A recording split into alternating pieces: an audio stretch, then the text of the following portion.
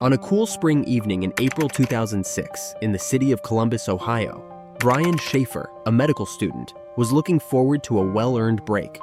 With exams behind him, he went out with friends to celebrate and relax at the nearby bars. The night began in a typical manner, with laughter, drinks, and discussions about the future. However, as time went on, something that started off as carefree turned into a puzzling situation, causing both investigators and loved ones to look for solutions.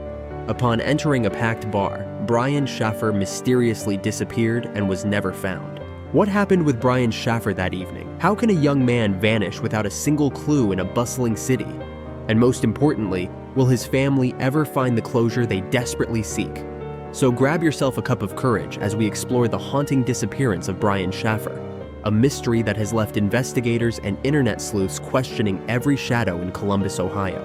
The security cameras showed Brian in the building amongst the crowd throughout the night, and every person who entered or left that bar was found on the security camera, except Brian Shaffer. So how did he even disappear from the cameras? Was there any foul play involved? Let's delve deeper, but before that, let's get to know about Brian. Brian Randall Shaffer was born in Pickerington, Ohio on February 25, 1979. He was the elder of Randy and Renee Shaffer's two sons. He was tall, athletic, and made friends easily. In high school, he was captain of the tennis team, and many thought he was good enough to turn professional. Brian grew into a responsible adult, graduating from high school in 1997 before attending Ohio State University, OSU. He later began studying at the OSU College of Medicine in 2004. Despite his schooling path, Brian dreamed of starting a band and living a life like Jimmy Buffett. Brian also had a Pearl Jam logo tattooed on his upper right arm to show his love for the band. He wanted to own a bar on a beach where he would play and listen to music all day. Realistically though, he knew his career path lay elsewhere, and he made the decision to become a full-time medical student. While in his second year at OSU College of Medicine, Brian met his girlfriend, Alexis Wagoner, who was also in her second year of med school. Friends, family, and even Alexis believed Brian was going to propose in 2006, most likely during the spring break trip the couple had planned to Miami at the beginning of April. It was a trip that they would never take because Brian would vanish days before their flight. By all accounts, the future looked promising for the 27-year-old medical student. He was doing well in his classes and had a thriving social life. However, soon after Brian's mother, Renee, was diagnosed with myelodysplasia, a type of bone marrow cancer. Sadly, that same year, 2006, she passed away, which plunged Brian into depression. He admitted to his girlfriend, Alexis, that he was struggling with the loss of his mother. At one point, he asked Alexis to run away with him, though it was unclear if he was joking or not. The matter was soon dropped, but a week later, Brian suggested that Alexis might be happier with someone else. Alexis showed unwavering support for him, and their relationship was soon back on track. Renee's diagnosis hit everyone in the family hard, but no one more so than Brian, who loved his mother dearly and described her as the greatest and most wonderful person in the world. Friday, March 31st, was the last day of classes for Brian and Alexis before spring break. Alexis made a short trip out of town, and Brian met his father at Outback Steakhouse for dinner that evening. Brian was relieved when finals were over and spring break began. Brian's dad was still reeling from the loss of his wife just 3 weeks before. According to Randy, Brian seemed exhausted, probably from pulling multiple all-nighters studying in preparation for his exams, but nothing else seemed out of the ordinary, and even said he looked in good spirits. Allegedly, there was tension between Randy and his sons over the share of Renee's life insurance policy that Brian and Derek were set to receive. Randy was under the impression that they were receiving more money than they should. Renee supported Brian while he was attending college, and it was rumored that Randy intended to cut Brian off financially, though this claim was never confirmed. After having dinner with his father, Brian went out with his friend William Clint Florence at about 9:30 p.m. at the Ugly Tuna Saloona, a second-story bar located at 1546 North High Street in Columbus. North High Street is popular among the college crowd, but especially so on the night spring break started. Brian had invited his brother Derek and his girlfriend Lauren to join them, but the couple had other plans that evening and declined. At 10 p.m., Brian called Alexis, told her he missed and loved her, and affirmed how much he was looking forward to the trip to Miami. Alexis told him to call her the next day. When he hung up, Brian and Clint left the Ugly Tuna and headed out to other bars on foot, stopping to do shots along the way. While at the Short North bar, Brian and Clint ran into a friend, Meredith Reed, who gave them a ride back to the Ugly Tuna Saloona. Once there, she decided to go in and have a drink with them. At 1:15 a.m. on April 1st, 2006, surveillance cameras picked up Brian, Meredith, and Clint riding up the escalator on their way into the Ugly Tuna. At 1:55 a.m., Brian Shaffer can be seen on the security footage standing in front of the escalator in the foyer just outside the entrance to the bar, talking to two Ohio State students. The security camera angle does not show Brian entering the bar again, but he walked out of view of the camera. His friends Clint and Meredith, however, said that Brian did re-enter the Ugly Tuna because they conversed with him about calling it a night and going home. The cameras never picked up Brian leaving the bar, and this was the last time Brian was seen. The last signal from Brian's phone was at 2:10 a.m. when it received a text message from Clint asking his whereabouts. Brian and Clint reportedly had an argument that night. The cause is unclear, but it ended with Brian walking away. Just a few minutes later, when the bar closed, the crowd filed toward the entrance. It was at this point, around 2 a.m., that Clint and Meredith realized that Brian was nowhere to be found and wasn't answering his phone. They started to search for him and looked all over the two-story bar, including inside the restrooms, but couldn't find him anywhere. They also tried calling him, but received no answer. They assumed he either got a ride home with somebody else, called a cab, or walked home as his apartment was only 6 blocks away. They left without him, except Brian never made it home. While Randy Shaffer and Alexis called Brian's phone over the weekend, they were unable to contact him. When Monday came and there was still no sign of Brian, Randy called the police to report his son missing. Missing posters went up all over town. Police searched dumpsters and even the sewers. Dogs were brought in, and while they may have hit on Brian's scent at first, they were unable to follow it anywhere. Since Columbus had more security cameras than any other city in Ohio, more than Cleveland, Toledo, and Cincinnati combined, the police hoped that video footage might shed light on the events that led to his disappearance. However, officers next looked at the footage from other bars to see if cameras there could explain how Shaffer had left the Ugly Tuna Saloona. However, footage from cameras at 3 other nearby bars showed no trace of him. The escalators were the only entrance-exit to the bar. There was a service door, however it led to a construction site, as the building the Ugly Tuna Saloona was located in was relatively new and unfinished. Police and bar staff counted the amount of people who entered the bar that night and compared it to the amount of people that were seen leaving. The amount of people leaving was 1 less than arriving. This means that Brian didn't leave the bar through the public exit, and it also means that if he left, then he was alone because everyone else was accounted for by the cameras. There was a service freight elevator that did not have surveillance cameras covering it. However, one of the businesses across the street had a camera that did cover the exit on the ground level. There was no sign of Brian leaving the building. Brian's car was parked at his apartment. Nothing inside had been tampered with, and neither had anything in his residence. He had simply vanished. Randy Shaffer and Meredith Reed both took and passed a polygraph test. And while Clint Florence originally cooperated with the police investigation, he eventually retained a lawyer who advised him not to take a polygraph test. This made people feel as though Clint knew more than he was telling. For some reason, those 2 women he was seen chatting with were not asked to take tests. There was no activity on either his credit cards or his bank account following his disappearance. Alexis called Brian's phone every night, hoping he would answer. One night, it rang 3 times before going to his voicemail. Police contacted the cell phone provider, who said that the system may have experienced a glitch that would have allowed Alexis to hear a ring, even though the phone wasn't actually ringing. Additionally, his phone was not GPS enabled, so its location could not be determined. The police were able to determine that the phone had pinged off the tower in Hilliard, Ohio, 14 miles northwest of Columbus. Why did this happen? Did someone discover his phone and turn it on? Or had someone possessed the phone since the night of Brian's disappearance? These questions, as with so many others in this case, remained unanswered. There are many theories regarding the disappearance of Brian Shaffer. How did he go into a bar and never come out?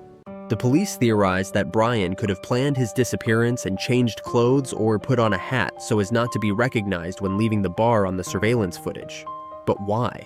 If Brian planned to disappear that night, there is no reason for him to deliberately avoid the cameras. Being captured on video surveillance would not keep him from intentionally disappearing.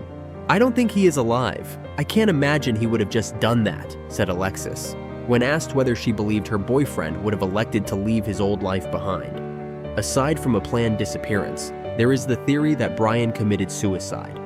Why study and work so hard to finish his finals if he was just going to end his own life? And if he did end his own life, where is his body? Though it has been erroneously reported that the Ugly Tuna Saloona contained only one exit, there were actually others. One of these, the emergency exit, was also monitored by a security camera. Many hours were put into reviewing all of the video footage, but Brian seemingly doesn't make an appearance after 2 a.m. How can this be? According to Sergeant John Hurst, there was a point in the footage in which there appeared to be a jump cut, suggesting that the camera had been overridden by someone, possibly by a security guard. Could this be an important clue?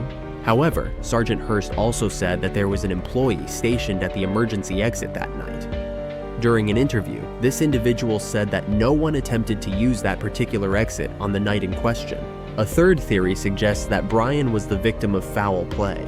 He might have decided to walk home if he realized that his friends had left the bar without him. Brian's apartment was located just a half-mile from North High Street. Could he have been attacked on the way home? Did he engage in some sort of altercation with another person and was killed during the fight? If so, again, where is his body? It must also be noted that the Ugly Tuna Saloona was located in a high-crime area. However, the business has since closed. Since Shaffer's mother had recently died, it was speculated he had gone away temporarily to grieve in solitude. Yet, his disappearance proved permanent. No evident reasons appeared for him voluntarily disappearing. There is also the possibility that Brian, drunk and exhausted, got lost on his way home and fell into one of the rivers in the area.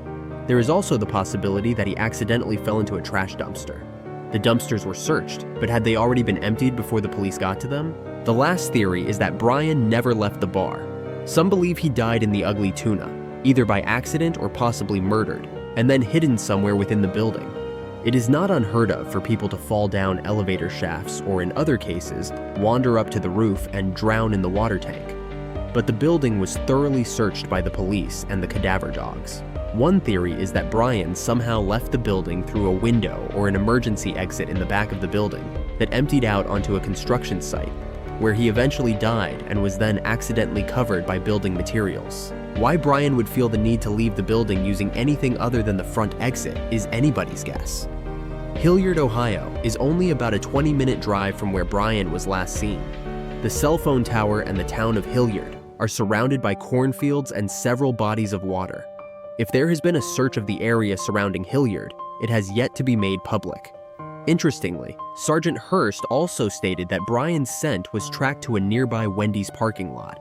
However, Hurst wasn't 100% certain that it really was his scent, so whether or not Brian was there that night remains open for speculation. Some have speculated that Clint knows more than he is saying, as he also refused to testify before a grand jury. Whether this is indicative of guilt or rather just prudence and a fear of being falsely accused is open for debate. Derek Shaffer, Brian's brother, had this to say about Clint. As soon as the detective started getting involved, that is when he pretty much had no contact with anybody. I have always thought he definitely knows something, just won't come forward with it. If Brian did take off somewhere, if that is the case, we just always had a strong feeling that Clint would possibly know that. Randy Shaffer, who was dealing with the recent loss of his wife, was determined in looking for his son independently. He was informed by a psychic that Shaffer's body could be found in the water close to a bridge pier. He and Derek, along with other residents who became intrigued by the case, purchased waders and dedicated a lot of their spare time along the banks of the Olentangy River, which passes through Columbus next to the OSU campus, searching unsuccessfully for the body near bridges. This search also prompted the police to briefly consider the possibility of the highly debated smiley face murder theory. According to this theory, Shaffer would be the alleged serial killer's sole victim whose remains have not been discovered so far. Columbus police ultimately dismissed any link to the suspected murderer in Shaffer's case, in line with the majority of law enforcement agencies, including the FBI, that have investigated the matter. Sadly, Randy Shaffer, who worked tirelessly to find his son, passed away on September 14, 2008, when a tree fell on him during a windstorm. However, his death inadvertently produced a clue in the case. a private investigator by the name of Don Corbett, who was hired by the Shaffer family, found a curious message posted on the online guest book for Randy's funeral. The comment read, "Dad, I love you. Love, Brian, U.S. Virgin Islands." The Columbia Division of Police subpoenaed the web host records to trace the commenter's geographic origin. They later determined the post was written on a public computer located in Franklin County. Unfortunately, no significant clues or leads materialized. During the period when Shaffer went missing and until he died, Randy advocated with other families of missing adults in Ohio for a bill that would create a standard procedure across the state for handling such cases. When Shaffer went missing, different departments were responsible for deciding how to deal with the cases, leading to concerns that inquiries into the disappearances of their loved ones were being neglected. When Randy passed away, the bill had become a law. In 2020, a photo of a homeless man in Tijuana, Mexico, bearing a resemblance to Brian Shaffer, went viral on social media. However, facial recognition analysis carried out by the FBI later determined that this man was not Brian. There have been no further developments. Brian's case is still open, and the events which led to his disappearance, as well as his current whereabouts, remain a mystery. Many years after his disappearance, the Ohio Attorney General's Bureau of Criminal Investigation and the Columbus Division of Police released an age progression image of Brian Shaffer and requested help from the public. Take a close look at this image. A single tip can reignite a cold case and bring a family closer to reunification with a loved one. Hope doesn't have an expiration date. Every missing person counts. Tucker said she believes someone involved with the disappearance withheld information during the original investigation. Crime Stoppers of Central Ohio still has a $100,000 reward for any information that can help solve this case. The only thing that is known for sure in this case is that as of today, no trace of Brian Shaffer has ever been found. Thanks for watching. The puzzling vanishing of Brian Shaffer makes us think about the happenings of that crucial evening, the chilling disappearance without a clue, and the unsettling doubt that continues to hold those seeking explanations. If this story resonated with you, be sure to like, share, and subscribe for more in-depth explorations of true crime. Let us know your thoughts in the comments below. Until next time.